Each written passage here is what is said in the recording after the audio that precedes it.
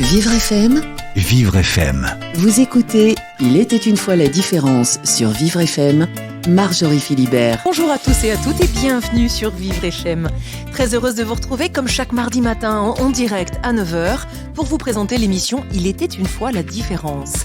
Une émission consacrée aux héros et aux héroïnes de leur vie qui ont su faire de leur différence une force et viennent témoigner de leur résilience par une création ou une réalisation personnelle. Jean-Pierre Brouillot est aveugle depuis plus de 50 ans.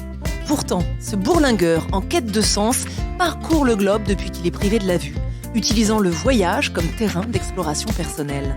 Au fil de ses rencontres, cet écrivain voyageur, membre de la Société des explorateurs, finit par se rencontrer lui-même et comprendre qu'on ne voit bien qu'avec le cœur. Il publie son 3e livre, intitulé « Voyage du coq à l'âme » aux éditions Alona, un carnet d'aventures sensorielles et géographiques qui l'ont amené pas à pas à transformer sa cécité en force. Vous écoutez Il était une fois la différence, Marjorie Philibert. Bonjour Jean-Pierre Brouillot. Bonjour Marjorie. Merci d'avoir accepté notre invitation. Je suis très heureuse de vous recevoir dans l'émission Il était une fois la différence. Mais moi, je suis ravi de partager cet espace avec vous tous. Alors, comme à chacun de mes invités, je vais vous demander de commencer notre dialogue par la phrase mythique des contes de fées « Il était une fois ». Et puis ensuite, on déroulera votre histoire ensemble. Vous voulez bien ? Il était une fois maintenant, un maintenant qu'on va créer ensemble. Un maintenant qui vient témoigner de votre propre histoire, l'histoire d'un jeune gamin qui, à 10 ans, lisait des romans d'aventure, mais que rien, finalement, ne prédestinait à une vie de voyage et d'aventure. Non, j'avais pas un cadre, apparemment, il n'y avait pas un terreau fertile pour développer ce genre de posture dans la vie, celle de quelqu'un qui a adopté le nomadisme, ce qui a été mon cas. Le nomadisme est venu, je le pense l'avoir compris à travers la lecture de votre livre, à la suite de la perte de votre vue qui est arrivée pendant l'adolescence. Vous aviez 15 ans. C'est ça. Mais tout ce qui m'était proposé m'effrayait. Je pense que même ça me paraissait inconcevable. Oui. Donc j'ai décidé de prendre les routes du monde. Et peu à peu, au début, j'ai cru que je prenais les routes du monde parce que j'avais lu des romans d'aventure et que je voulais faire comme les aventuriers de ces bouquins de Kessel, de Sandrars et tout ça, et de Bruce Chatwin et autres.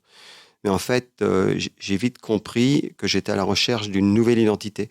L'identité que j'avais construite en relation avec mon milieu familial, avec le milieu sociétal, les institutions, ne me convenait pas du tout. J'étais une victime, j'accusais le monde, j'accusais tout d'être quelqu'un de malheureux. Et un jour, j'ai compris qu'il fallait que je me reconstruise. Donc, je suis parti sur les routes du monde. Et non pas pour... Le prétexte, a priori, c'était de voyager, mais en fait, c'était de devenir un voyageur pour avoir une identité de voyageur. Et c'est quand j'ai réussi à me forger cette idée, après des années, quelques années de voyage à travers l'Afrique, l'Orient et tout ça, quand j'ai pu enfin me définir et me faire reconnaître comme voyageur, j'ai commencé réellement à apprécier le voyage.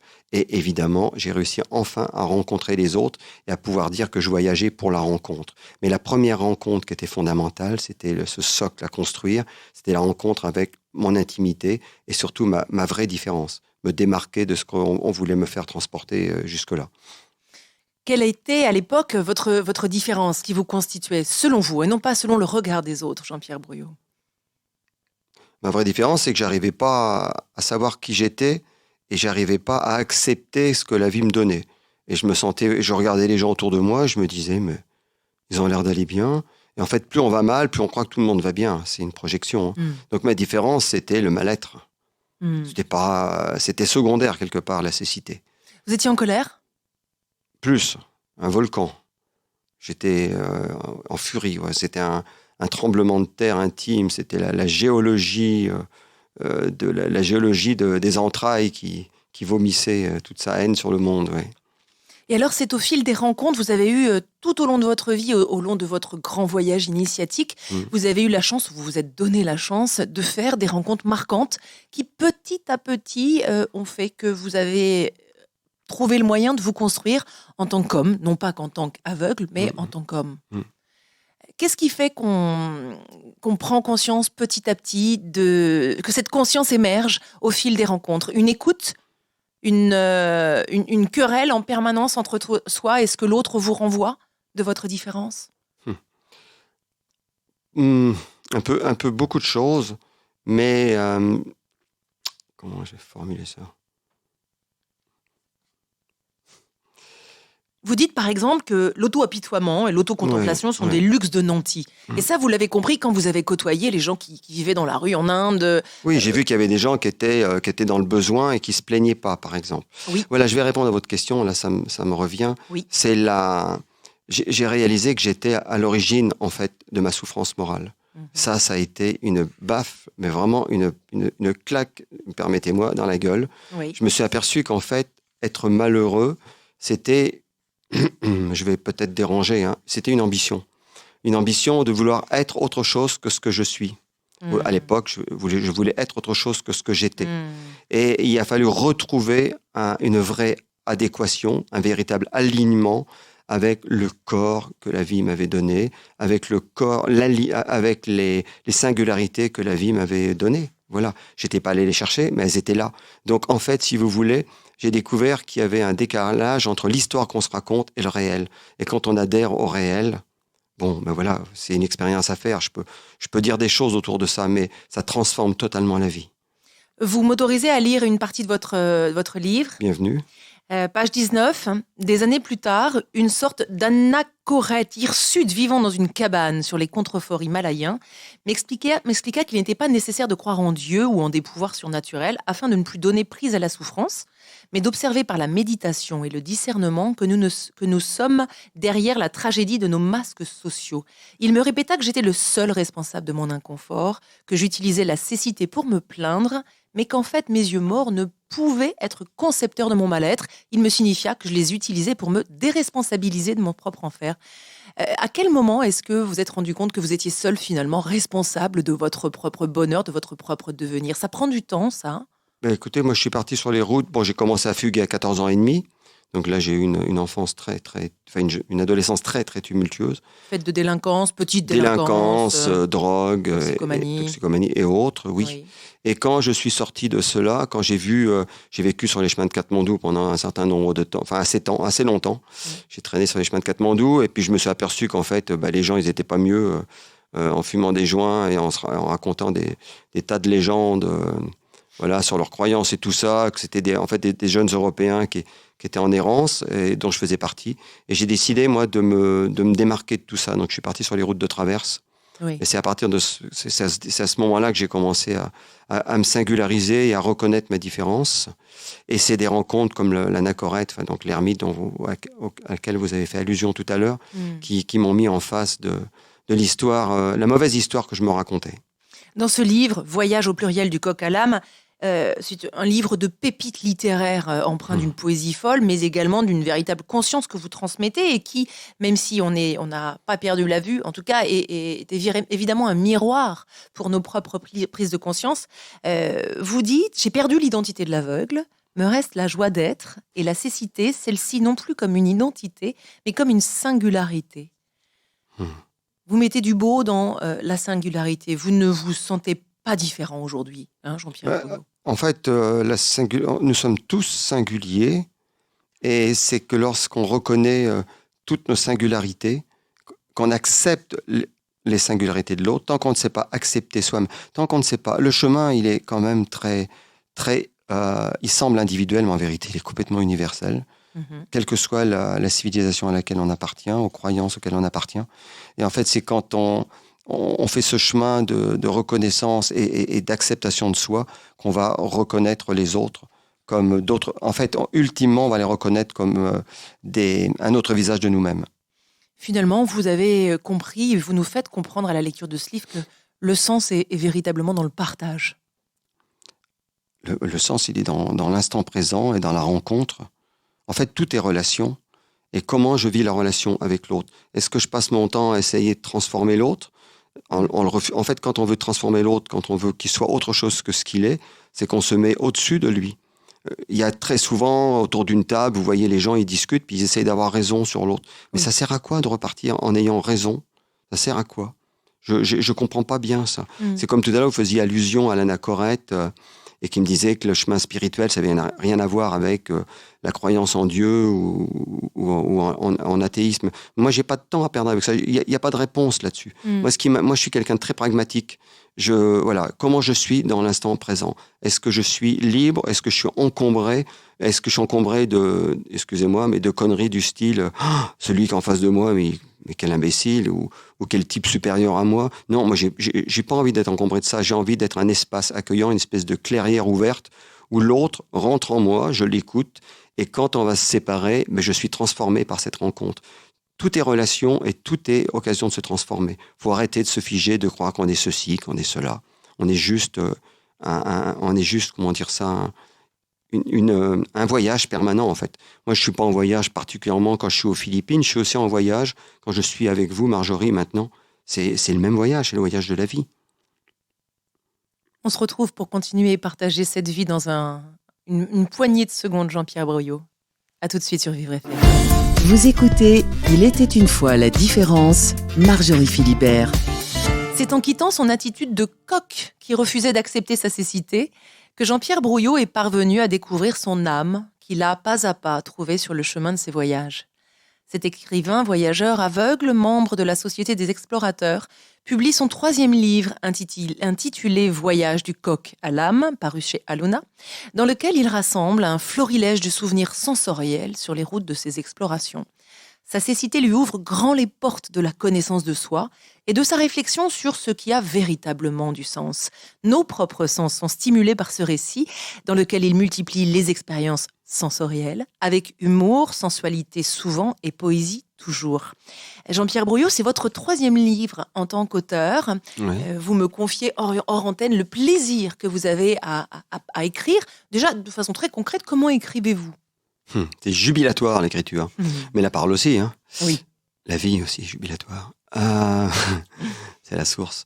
Comment j'écris? Avec un ordinateur et les personnes qui sont aveugles, excusez-moi, moi j'emploie ce mot-là, les personnes qui ne voient pas en tout cas connaissent la synthèse vocale, JAWS et autres, donc j'utilise un ordinateur. Mais c'est pareil, cet ordinateur, moi j'ai un témoignage de vie vraiment très fort là-dessus. Les choses viennent toutes seules. Et cet ordinateur, il m'a été offert en 95. Ça coûtait une fortune à l'époque. Ça coûtait à peu près 25 000 francs, c'est-à-dire 4-5 000 euros aujourd'hui. Et j'ai une amie qui habitait en Nouvelle-Calédonie, avec qui j'ai échangé de temps en temps des lettres épistolières, n'est-ce pas? Oui. À travers la mère de ma fille à l'époque, qui écrivait pour moi avec un crayon. Et un beau jour, cette amie a téléphoné en France, s'est renseignée s'il existait des ordinateurs pour les personnes aveugles, et elle m'a fait envoyer un ordinateur. Et un soir, à 20h, comme ça, j'étais en Ardèche, il y a un monsieur qui frappe à ma porte, qui me livre l'ordinateur, qui me dit, voilà, je vous apporte un ordinateur. Je lui dis, écoutez, c'est sympa, mais je sais même pas à quoi ça sert, votre truc. Je connaissais même pas ce que c'était qu'un ordinateur, mais vraiment pas. Et en fait, ça m'a été offert, quoi. Et 2-3 mois après, m'a été aussi offert de rencontrer une personne aveugle dans le sud de l'Ardèche qui avait une coop bio et qui avait fait de l'analyse, qui était analyste programmateur et qui m'a dit, t'as un ordinateur? Et écoute, viens à la maison, je vais t'expliquer comment ça marche. Et c'est comme ça que je suis arrivé à l'ordinateur. Donc effectivement, comme vous le venez de l'exprimer, et dans votre livre, qui comporte 400 pages, loin de là, vous expliquez qu'effectivement, ce sont les rencontres qui ont marqué, qui ont jalonné votre vie depuis le départ de vos explorations. Oui. Un livre rythmé par des chapitres qui sont donc des tranches de vie géographiques, thématiques. Alors ça va de vos premières escapades quand vous aviez 18 ans jusqu'aux dernières. Aujourd'hui, vous avez plus de 60 ans. Donc un condensé effectivement très poétique de vos voyages, dans lequel vous employez un ton avec beaucoup d'autodérision, beaucoup d'humour, beaucoup de poésie, beaucoup de sensualité également. Est-ce que tout ceci vous constitue, vous a toujours constitué, ou vous avez l'impression d'être devenu, grâce à votre cécité, cet homme ultra sensoriel finalement que l'on lit vraiment en étant soi-même éveillé, parce que je vous l'ai dit, les sens sont éveillés à votre plume. Donc, qu'est-ce qu'on est en fait, Vous savez, on est. C'est où moi là-dedans? Quand je regarde celui que vous appelez Jean-Pierre Broyot, où est-ce que se trouve moi? Je ne suis que les autres en fait. Donc voilà, il faut laisser rentrer les autres en soi. Quand je dis les autres, ce n'est pas que les autres êtres humains. C'est les relations avec un chien, c'est les relations avec un paysage, laisser entrer la vie en nous. Et après, la laisser parler à travers notre bouche, à travers notre plume, quoi. Voilà, c'est très important de capter l'instant et de se laisser transformer, de pas être toujours là en opposition à ce qui est, que ce soit par rapport à notre singularité corporelle. Il faut laisser entrer nos singularités corporelles, nos différences en nous, jusqu'à qu'elles deviennent tellement intimes qu'elles ne nous soient plus étrangères. Et qu'est-ce qu'on découvre là? On découvre l'inspiration, on découvre la joie, on découvre l'aisance de l'expression. Alors cette aisance, vous l'avez bel et bien et c'en est véritablement touchant, empreint de poésie de A à Z. Vous parlez également d'une faculté involontaire, une acuité que vous avez développée, un phénomène neurologique qui s'appelle la synesthésie. Et il y a tout un chapitre, chapitre 54, qui s'appelle « Synesthésie, mon amour ». J'en lis, si vous le voulez bien, quelques lignes. Depuis mon enfance, je joue et je cohabite avec toute la poésie métaphysique de notre cher alphabet. Les voyelles sont espace, légèreté, fenêtres colorées ouvrant sur une vacuité toute féminine. Les consonnes sont relief, densité, masculinité d'agrégat, force granitique. Elles créent et font apparaître le temps chronos en divisant l'espace avec leur tumulus, leur volume d'affirmation. Donc c'est absolument magnifique et finalement on a l'impression que vous êtes plus en faculté de perception de tout ce qui vous environne, vous, le voyageur privé de vos sens. Et vous avez fait le tour du globe. De quel sens? Pas de mes sens. De votre sens, pardon. Voilà, vous voyez? Vous me reprenez tout à fait à juste titre de votre de la vue, oui. Oui, absolument. Oui, je vous raconte une histoire à propos de la synesthésie. Oui. J'ai découvert le mot synesthésie en lisant Arthur Rimbaud, qui est un ami très, très intime, Arthur Rimbaud. Vous savez, les gens, ils n'ont pas besoin d'être là physiquement pour être des amis intimes. C'est quelqu'un qui m'apporte beaucoup. Et il y a quelques années, j'ai tenu à aller en Éthiopie pour vivre à Harar, dans la ville où Arthur Rimbaud a passé les 11 dernières années de sa vie. Et une nuit tout particulièrement, je ne sais pas, j'ai senti une espèce d'infusion qui venait intérieure, comme ça, une espèce de transformation. Je suis resté toute une nuit dans une rue, assis, à essayer d'être... pure attention et écouter les hyènes qui hurlent, je ne sais pas si on dit pas hurler, il y a un mot qui jappait, et toute l'ambiance de cette ville. Et j'ai senti, quand je suis rentré me coucher vers 4 heures du matin, comme une espèce de grossesse. Je sentais que je portais quelque chose de nouveau. Et pendant à peu près 1 mois, ça a été douloureux, et je savais que j'avais été transfusé quelque part avec Arthur Rimbaud. C'est impressionnant de dire ça, sans doute, ça paraît peut-être un peu arrogant. Et il m'est venu un texte. Oui. Ça a mis plus d'1 mois pour apparaître en mots, que j'ai écrit, qui est pas dans ce livre, qui est sur mon blog, qui s'appelle L'illusion du handicap. Et si vous cherchez dans L'illusion du handicap, dans la rubrique poésie, il y a un texte qui s'appelle Pas toujours fier d'être voyageur. Et voilà, et tout ça, c'est pour rebondir sur la synesthésie.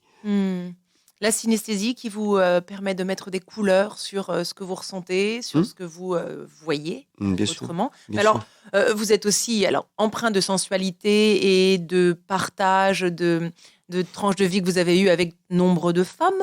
Vous aimez, vous avez un appétit pour les plaisirs charnels et vous ne vous en cachez pas. Bien au contraire, vous en parlez oui, très librement. Délectable. Absolument, il y a notamment un passage qui s'appelle « Un train de phéromones » où là, l'odorat est sublimé. Oui, vous en lisez pas un passage? Alors, si vous le souhaitez, passe 361, avec grand plaisir. Je vais le faire de suite. Alors là, c'est de l'improvisation directe, donc on ne sait pas sur quel petit passage notre amie Marjorie va tomber. Si je fouille dans le passé pour mettre à jour les racines qui seraient à l'origine de ce goût immodéré pour les désirs qui s'allument, se côtoient et dansent ensemble pour s'épuiser au sommet des jouissances, une enfance homosexuelle intense apparaît. Ah oui, alors ça, c'était incroyable. En ces temps, avec mes parents, nous habitions à un hameau dans le département de l'Yonne, comprenant 2 grosses fermes en guise de main-d'œuvre qui avaient chacune leur 12aine d'enfants. Je ne vais pas poursuivre parce que c'est très long. C'est très long, oui. C'est très lent, mais en tout cas, c'est... En fait, c'est ça. C'est une rencontre avec une femme dans un train. Ouais, c'est ça. Voilà, et à un moment donné, il y a eu une attirance qui ne passe absolument habituellement. Il y a des connivences par le regard et tout ça. Et l'histoire, elle parlait même pas français, cette femme. Et on s'est retrouvés dans les toilettes du train, à faire des choses que les hommes et les femmes peuvent faire, et sans se connaître, et on s'est salués.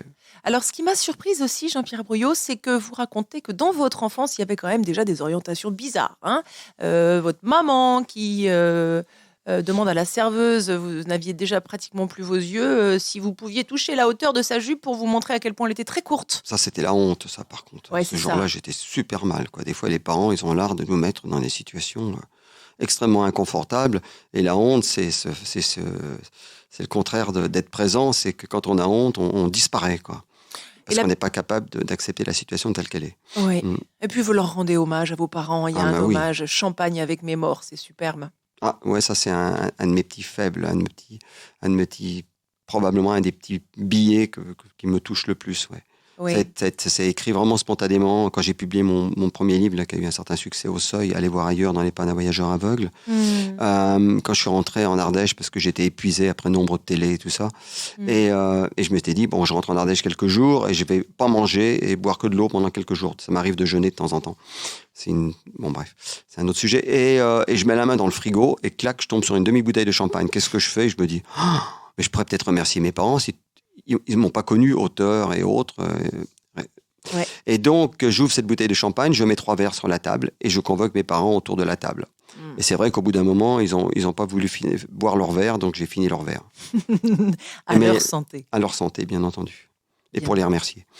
Eh bien, à la santé de votre propre héritage, hein, je vous propose, en pensant à eux, de marquer une toute petite pause et de se retrouver pour la dernière partie de l'émission Il était une fois la différence. À tout de suite sur Vivre FM.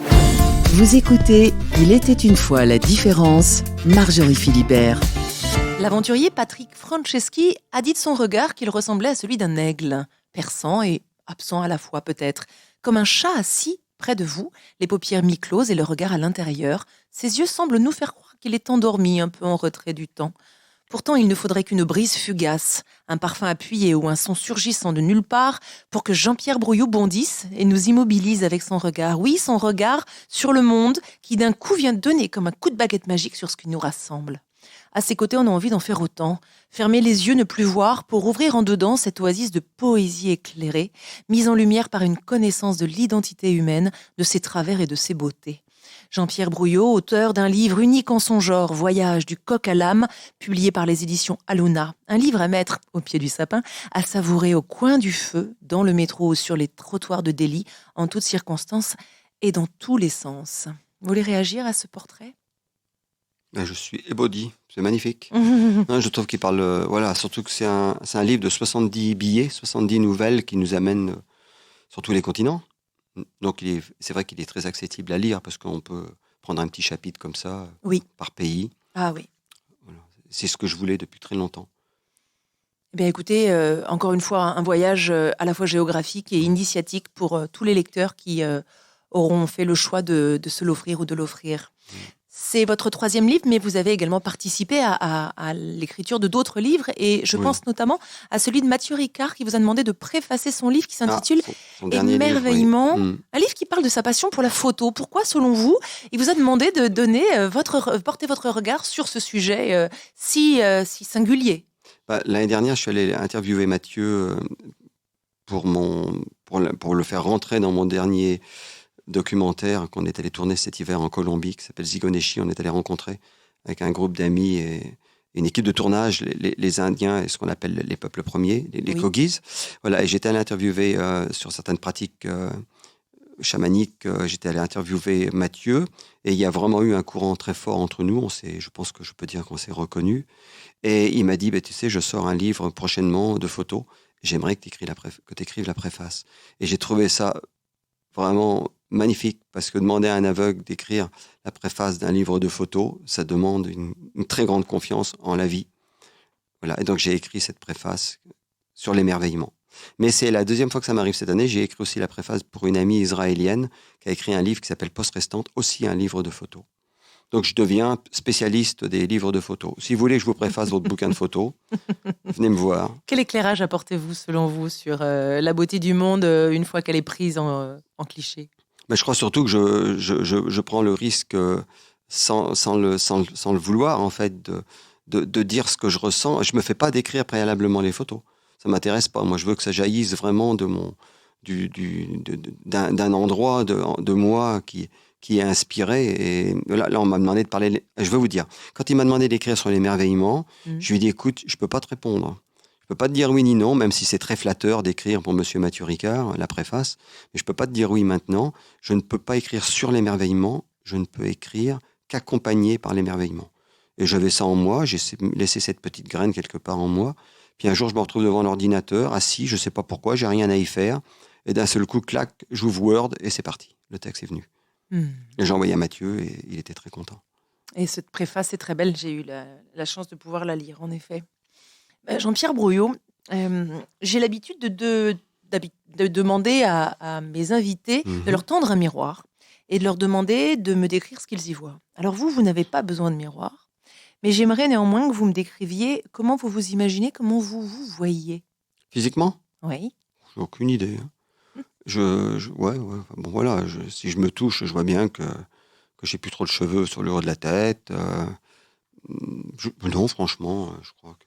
Ça n'a pas d'importance. Non, allez, on va dire ça, 1m72, 64 kilos, assez dynamique, sans doute je sais pas dire. Sur quoi C'est vous vous qui basez? devriez plutôt me parler. Je pourrais. Ouais. Sur quoi vous vous basez pour imaginer ce que vous avez autour de vous? J'ai envie, je n'y tiens. Ah oui. Je résiste pas. Comment l'écolocalisation, Oui. la présence au monde fait qu'on capte énormément d'informations et je pense que très très vite ça se relie avec une petite aiguille, avec un fil d'or, tout ça se recoue et on capte un peu plus on arrive à avoir un peu une idée de ce qui nous entoure, mais c'est pas très important. Est-ce que finalement c'est le monde qui m'entoure ou est-ce que le monde est en moi? Oui. Alors, pour faire davantage connaissance avec vous, je vous ai également demandé d'apporter un objet Mais voilà. auquel vous êtes très attaché. Il va arriver. Je ne sais pas de quoi il s'agit. Alors, autour du cou. Plongez votre main dans votre chemise blanche. Ouais, c'est ça, dans ma chemise blanche.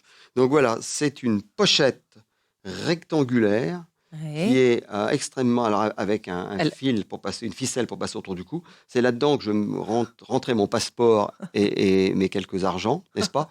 Et celle-là, je peux vous dire, elle a fait 20 ou 17 ans de voyage. Elle est plus utilisable, hein, comme vous le voyez. Elle a servi. Elle a été broutée par la sueur. Et c'est très amusant parce qu'il y a en haut de la pochette, vous avez... Je peux toucher? Oui, bien sûr, elle est propre. Hein. Je l'ai passée à la machine à laver avant de venir vous voir. Qu'est-ce que c'est? Ah, il y a une pression. Il y a une pression. Et en fait, c'est intéressant parce que la partie mâle de la pression, c'est toujours celle qui était contre ma poitrine et la partie femelle vers l'extérieur, d'accord? Et j'ai demandé à une amie hier et elle me disait qu'elle était plus oxydée de ce côté-là, donc du côté contre ma poitrine. Évidemment, vous imaginez, sous les tropiques, j'ai passé des années, je marchais dans les jungles, je l'ai amenée en Amazonie, je l'ai amenée partout. Et en fait, voilà, elle est très marquée par mon empreinte corporelle et toutes les émotions qui m'ont traversé et tout ça. Je pense que je ne peux pas faire plus intime, parce que même si je vous avais amené des t-shirts ou des choses comme ça, on en change, alors que ça, j'en ai jamais changé pendant des années. Formidable. Voilà. Et c'est quand même ça m'a quand même permis d'avoir un passeport sur moi en permanence et d'avoir quelques argents aussi pour voyager. Donc c'est un objet très intime. Absolument, et on comprend pourquoi vous fait avec un drap. Fait avec un drap. Qui m'a été cousu par... la mère de ma fille. Vous avez une fille qui vous accompagne d'ailleurs dans vos explorations. De temps en temps. Leïla ? Leïla, oui. Parlez-nous de votre actualité. Vous avez posé vos valises en ce moment en France. Vous sur séjournez Avignon. En Avignon. Ouais. C'est ça, oui. Et mon actualité, le livre, donc, Voyage du coq à l'âme, et puis un nouveau film documentaire qui s'appelle Zigoneshi. Donc, on est allé tourner cet hiver.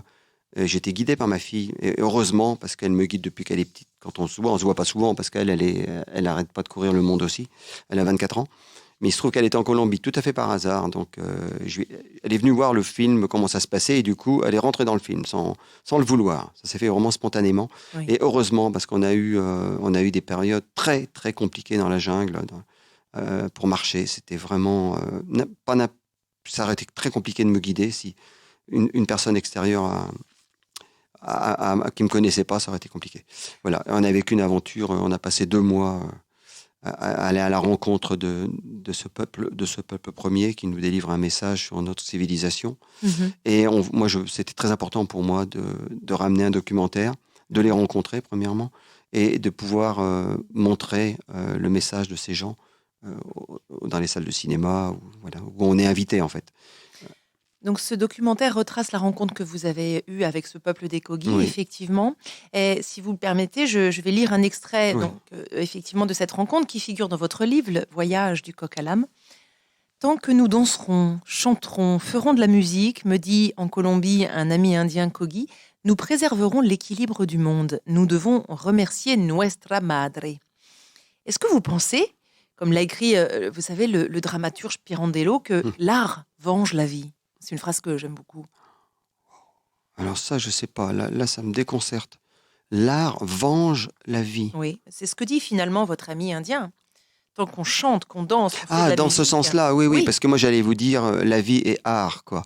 Mais quand on la rencontre vraiment dans son intimité, la vie est art. Hein, tant qu'on la laisse à l'extérieur de soi, elle est souffrance. Bon, mais oui, mais c'est pas tant ça, c'est qu'il faut surtout remercier. Faut arrêter. Je veux dire, notre monde va mal parce qu'on passe notre temps à regarder autour de notre nombril et surtout à prendre, à piller les ressources naturelles, à polluer sans considération, à jamais remercier. Ah, il fait beau, c'est super, c'est normal. Tout est normal, on a tout banalisé. Il y a la seule chose qui est pas normale, c'est quand ça correspond pas à nos attentes. Mais ça, c'est vraiment, c'est pas un homme debout, ça, c'est un enfant encore, ça. Et nous sommes des enfants. Et c'est pour ça que le monde va pas bien aujourd'hui. On tire toujours la couverture à soi, alors qu'il faudrait commencer à transformer jeu en nous. Hein, penser ensemble, fonctionner ensemble, se voir mutuellement, prendre attention, faire attention à l'autre, aller vers l'autre. Et c'est ce que font ce peuple, les Kogis. Ils ont pas, quand j'ai été invité dans leur village, j'avais demandé à 2 membres de la communauté, ils m'ont dit, nous, on ne prend pas de décision personnelle, chez nous, on prend des décisions collectives. Mieux que ça, on fait des rituels et on interroge la mère Terre.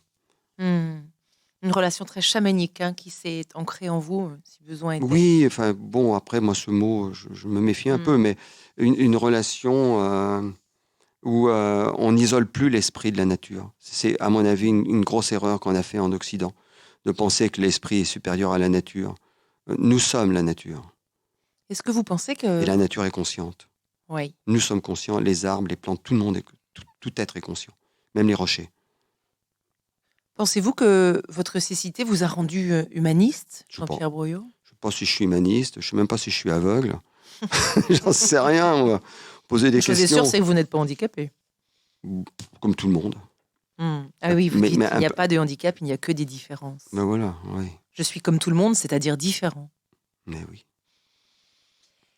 Vous avez écrit aussi un passage très beau que j'aimerais partager. Soyons un. Voyons en l'autre un frère et la nature comme une mère. Ouvrons les yeux de la conscience, ceux qui relient les choses entre elles au lieu de les séparer. Ben oui, là on a tout dit, je crois. Mais oui. Hein, c'est vraiment la quintessence du vivant. Donc finalement, toute votre vie, vous n'avez eu de cesse que de prouver que la cécité n'était absolument pas un obstacle ni aux découvertes ni aux rencontres, bien au contraire. Et vous avez cherché à dépasser les limites que votre Mais c'est une handicap vous passerelle imposait. fabuleuse. Hein. Et ben voilà, c'est Moi, ça. je veux dire, Blaise Sandrard, il a perdu un bras et je pense que ça lui a permis d'avoir la vie qu'il a eue, justement. Mais moi, la cécité, je peux vraiment la remercier. Alors, je dis pas, des fois, je fais tomber quelque chose par terre et je mets du temps à le trouver, ça m'arrive. En fait, normalement, quand on fait, je sais pas s'il y a des gens aveugles qui écoutent, quand on fait tomber quelque chose, il faudrait se précipiter dessus immédiatement parce qu'en fait, on sait où c'est, dans l'immédiateté. Mais des fois, on est un peu lent, ça m'arrive. C'est pas trop mon tempérament, mais bon, ça peut m'arriver. Et je mets du temps, puis des fois, je peste un petit peu, ça peut m'arriver. Et tout n'est pas, youpi, tout est merveilleux. Mais bien sûr que non. Mais la cécité, c'est quand même une foutue, fabuleuse occasion de rencontrer les autres. Moi, quand je suis dans la rue tout seul, je me réjouis aujourd'hui d'être dépendant. Je me réjouis. Je suis dépendant, j'en suis fou de bonheur, et je veux le dire. Tout à fait, ouais. Mais nous sommes tous dépendants, vous savez. Et on essaie de nous faire croire aujourd'hui. Il y a plein de trucs qui sont ridicules aujourd'hui. Des mots, il faut être indépendant. Mais il n'y a personne d'indépendant. Ça n'a jamais existé. Les gens avec leur fric ne sont pas indépendants. Hein. Et je veux dire, ils ont plein de gens qui sont à leur service. C'est qui les maîtres si les gens à leur service s'en vont, c'est eux qui se retrouvent lésés, en fait. Oui. Donc, il faut arrêter, quoi. Ça n'existe pas, le mythe de l'indépendance. Jean-Pierre Broyot, vous avez commencé cette émission par la phrase « Il était une fois ». Écoutez, je vais vous laisser conclure cette émission et je vais vous demander de donner le mot de la fin, les mots de la fin. Le mot de la fin, c'est fin. Et c'est juste... Alors, le mot de la fin, c'est... j'aime bien le mot adieu. Ah oui. Même si je ne suis pas ni croyant ni incroyant, comme je vous ai dit tout à l'heure. Mais je trouve que, en fait, on sait où on en est dans la vie. Ah, voilà, je sais exactement ce que je veux dire. En fait, chaque instant est un adieu. Là, on va se séparer à la radio. Hein. Après, on va se séparer avec vous, Marjorie. Et en fait, comment je vis chaque séparation? Si on veut le meilleur thermomètre pour savoir où on en est dans notre vie, comment on se sépare de quelque chose, de la jeunesse, de la vie, ultimement. D'un ami quand on est ensemble et tout ça. Est-ce qu'il y a du résiduel en nous? Est-ce qu'il y a de la frustration? Est-ce qu'on se dit c'est dommage que ce soit déjà parti? Eh bien moi justement, le chemin de résilience, c'est à chaque fois qu'on se sépare, c'est de dire alors moi je suis pas croyant, je l'ai dit, mais j'aime bien adieu parce que tout est adieu, en fait tout est à la vie. Donc voilà, j'étais avec vous à l'instant, maintenant je ne suis plus avec vous, je suis avec quelque chose d'autre. Et tout adieu est un recommencement. Ça n'existe pas à Dieu. On quitte un endroit, mais on retrouve un autre endroit. Et si on est vraiment un avec l'endroit nouveau avec lequel on est, celui qu'on vient de quitter ne pèse pas. Donc au revoir. Et puis surtout, avant tout, merci. Et merci à vous, vraiment, du fond du cœur, Jean-Pierre Broyot. Juste une dernière chose, pardon Marjorie. Oui. J'écris des livres, en tout cas je publie des films et autres. C'est pour être contacté. Alors n'hésitez pas, je suis très facilement contactable. Soit par les réseaux sociaux, mais par mon blog aussi. Et d'une manière ou d'une autre, je réponds. Et vous pouvez m'inviter absolument partout. Moi, j'ai un agenda bien fourni, mais dans la mesure du possible, c'est ça, moi, l'aventure. C'est d'aller partout où on me propose d'aller. Je rappelle le titre de votre formidable ouvrage que je conseille vraiment à tout le monde, Voyage au pluriel, du coq à l'âme, aux éditions Aluna. Les éditions Aluna sont porteuses de sens et ont bien de la chance de vous héberger dans leur catalogue. Merci à vous également qui nous écoutez et à mardi prochain sur Vivre FM. Adieu Jean-Pierre Broyot. Adieu Marjorie et merci. Vivre FM Podcast.